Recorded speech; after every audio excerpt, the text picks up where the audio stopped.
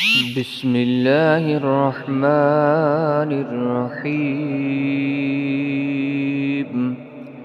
ألهاكم التكاثر حتى زرتم المقابر كلا سوف تعلمون ثم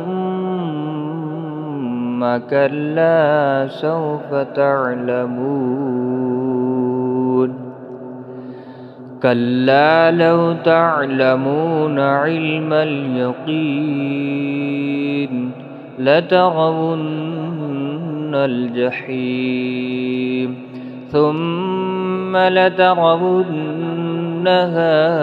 عين اليقين